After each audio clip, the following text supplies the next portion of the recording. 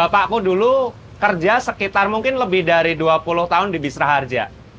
Jadi brand Raharja itu buat hidupku, buat keluargaku tuh salah satu brand yang menurutku sentimental banget gitu. Jadi sebagai sebuah bentuk penghormatanku, aku abadikan dalam nama warkop ini.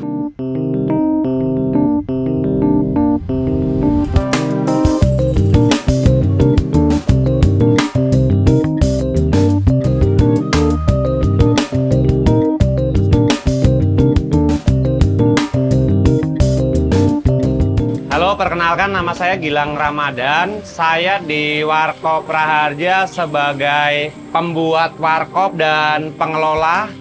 Background saya sudah 10 tahun ini kerja di industri kopi. Mungkin teman-teman kenal saya sebagai roaster atau salah satu pemilik di Rahayu Coffee Roaster ya, Rahayu Roastery. Jadi cerita sebenarnya itu pas awal di tahun 2023 tuh aku kepikiran pengen bikin sebuah tempat nongkrong gitu ya, biar aku bisa ketemu sama teman-teman. Awalnya idenya sederhana banget. Kenapa? Karena di Rahayu sendiri sekarang tempatnya nggak cukup buat nongkrong. Jadi kepikiran gimana caranya aku bikin konsep tempat ngopi yang casual.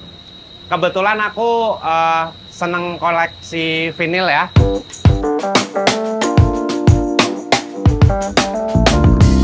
Seneng dengerin musik jazz.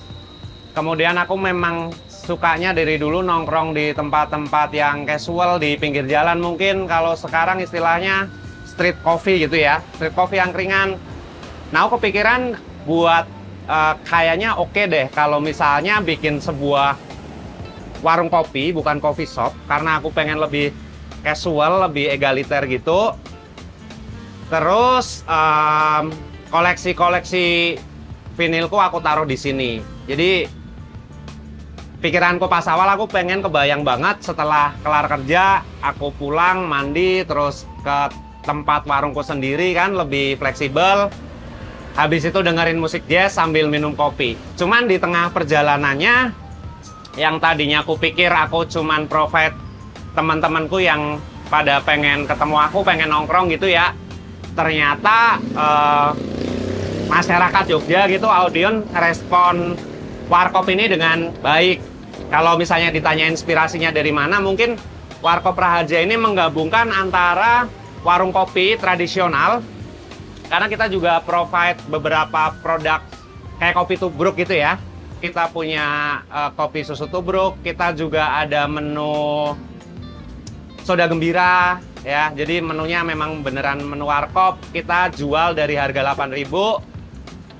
Satu warkop. Yang kedua, aku dapat inspirasi dari Jazz Kisah di Jepang. Jadi di Jazz Kisah tuh kalau di Jepang tuh konsep outlet, dia semacam bar. Biasanya mereka jual kopi, jual liquor, jual koktail gitu, dan mereka orang-orang Jepang tuh ke Jazz Kisah atau listening bar gitu biasanya buat nyantai dan buat minum alkohol. Cuman karena tidak memungkinkan aku bikin tempat yang berjualan alkohol, jadi aku ambil sisi musik jazznya aja karena aku seneng. Jadi itu sih kenapa ada Raharja, terus kayaknya diseriusin seru juga sih.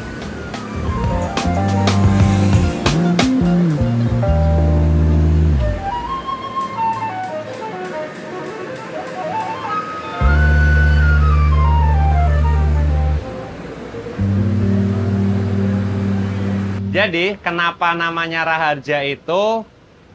Karena aku biasanya kalau bikin brand itu ngambil dari hal-hal yang sederhana dan paling dekat. Kayak misalnya di bisnisku yang pertama aku ngambil nama Rahayu itu karena nama ibuku. Jadi Rahayu Roastery karena nama ibu. Terus kenapa nama Raharja? Di awal-awal aku belum kepikiran nama apa ya enaknya gitu kan. Terus pulang ngobrol sama orang tua jadi keinget. Kalau aku bikin bisnis lagi, kasih nama bapak kali ya, biar nggak iri. Tadinya kan kayak gitu. Cuman nama bapak tuh nggak ngejual gitu ya. Kayak dibikin brand tuh agak maksa banget lah. Terus aku ngambil nama Raharja itu karena bapakku dulu kerja sekitar mungkin lebih dari 20 tahun di Bis Raharja. Jadi brand Raharja itu buat hidupku, buat keluargaku tuh salah satu brand yang menurutku sentimental banget gitu. Jadi sebagai sebuah bentuk penghormatanku di karirnya Bapak udah pensiun kan. Jadi nama Raharjanya aku abadikan dalam nama warkop ini. Ngambilnya memang dari nama PO Bus. Cuman sayangnya PO Busnya sudah nggak ada ya di tahun 2000 sekian. Gitu aja sih. Proses kreatifnya mungkin kayak gitu. Kalau konsepnya sendiri, jadi aku tuh pengen bikin tempat yang mana siapapun bisa main ke sini. Dalam artian, kadang kan di beberapa coffee shop secara konsep agak gimana ya, kesannya terlalu eksklusif gitu ya. Kita mau main ke coffee shop tertentu kita takut, segan. Nah, aku pengennya bikin coffee shop atau warung kopi itu yang lebih inklusif. Jadi orang nggak takut ke sini. Makanya secara tempat kan kita semi outdoor ya, nggak ada gate.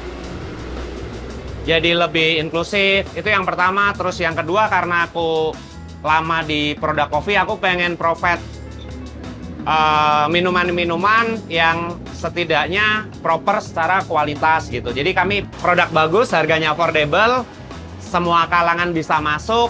Terus kemudian aku pengen bikin tempat nongkrong yang emang beneran santai aja bro. Lu siapa aja bisa kesini gitu sih.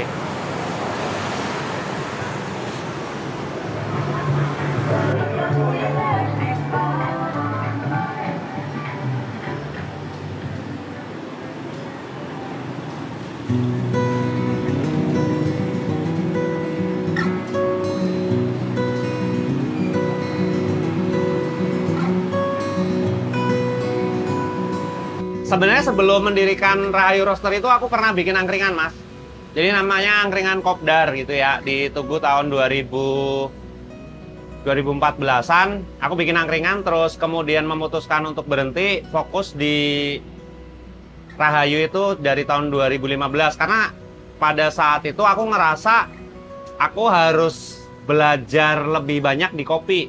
Dan salah satunya sisi karir atau pekerjaan yang menurutku memfasilitasi pembelajaranku lebih banyak itu di roasterinya. Kalau misalnya aku masih tetap buka angkringan, mungkin belajarku di kopi itu hanya terbatas servis gitu ya, kemudian pembuatan produk minuman. Cuma aku harus, kalau dibilang alurnya mungkin mundur lagi, jadi ke roaster. Orang yang roasting, kemudian aku jadi kenal beberapa petani, jadi belajar lagi proses pasca panennya. Jadi menurutku roaster itu adalah pekerjaan yang kamu harus memulai karir di kopi itu barista dulu, biar kamu tahu sensor itu kayak gimana. Kemudian kamu ngerosting, karena roaster tuh perannya menurutku di tengah-tengah gitu loh. Kamu bisa sedikit banyak ngerti apa yang dilakukan oleh petani, dan kamu semestinya udah tahu apa yang terjadi di coffee shop atau pekerjaan-pekerjaan yang dihandle sama barista. Dan salah satu kenapa buka warkop selain alasan tadi, aku pengen ada rasa kangen buat serve orang ya. Karena di roastery sendiri kan kebanyakan kami penjualan melalui online. Jadi interaksi saya dengan customer tuh sedikit berkurang, ngobrolnya udah jarang, dan ngobrol mungkin hanya via telepon, via WhatsApp. Kalau di sini tuh kayak lebih enak aja gitu ya, proses interaksinya sama customerku, sama kolega gitu sih.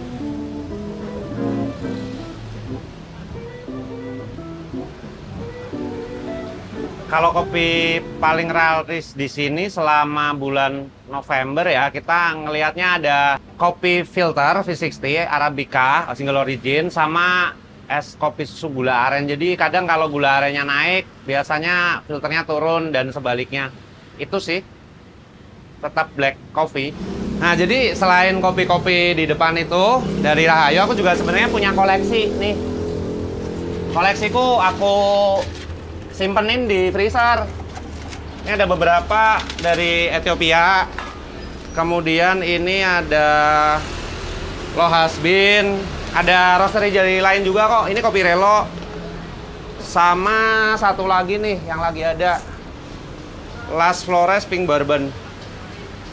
Jadi ini nanti buat di menu-menu yang kopi filter lokal sama kopi filter impor.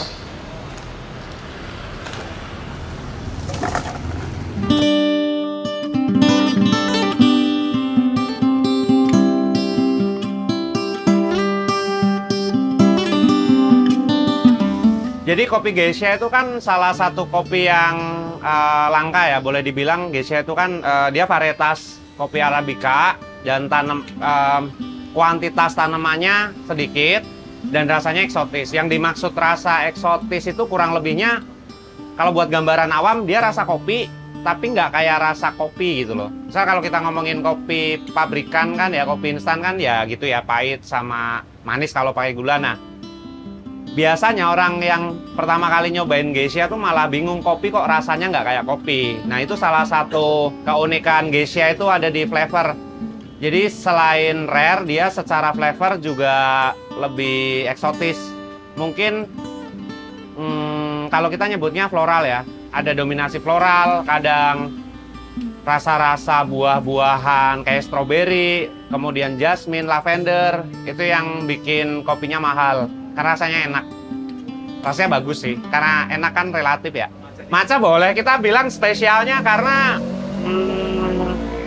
aku sendiri dulu nggak pernah minum matcha ya. Jarang banget suka sama matcha karena biasanya coffee shop yang serve matcha tuh terlalu manis, itu yang pertama. Terus yang kedua, menurutku rasanya nggak enak aja. Kemudian ada teman yang nanya, kamu bakalan jual produk selain kopi nggak? Kayak apa misalnya matcha gitu. Nah dari situ sebenarnya aku penasaran ya, kayak ngapain jual matcha? Kalau menurutku nggak enak.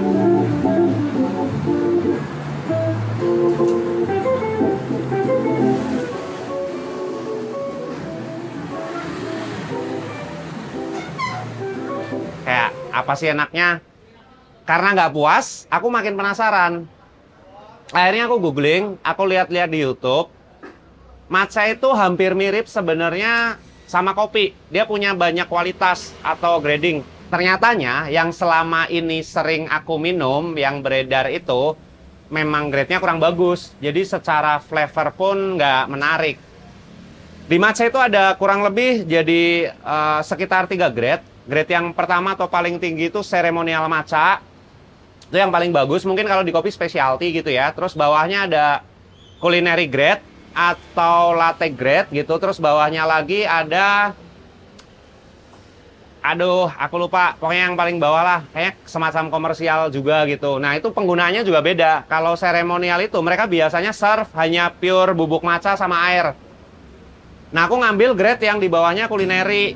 Ternyata itu beda banget rasanya kayak matcha-matcha yang pernah aku minum. Lebih sedikit karakter bitterness-nya sama astringent. Jadi kalau dulu kan kayak pahit, sepet, terus nggak enak. Kalau dikasih gula baru enak. Kalau matcha di sini nggak perlu dikasih gula pun dia udah oke. Aku juga mau nyoba, mungkin bakalan Prophet Ceremonial Grade ya. Tapi setelah aku hitung-hitung kayaknya jadi pricey banget. Di sini mungkin 1 cup bisa di atas 40 atau 50 ribu mungkin ya kalau dijual di sini. Aku belum tahu sih, kayak ada orang yang mau beli matcha semahal itu apa enggak. Cuman dengan harga 25 ribu kalian bisa dapat matcha latte, bisa es, bisa hot, dengan kualitas yang relatif baik dan secara bahan baku bisa dipertanggungjawabkan. Itu sih sebenarnya.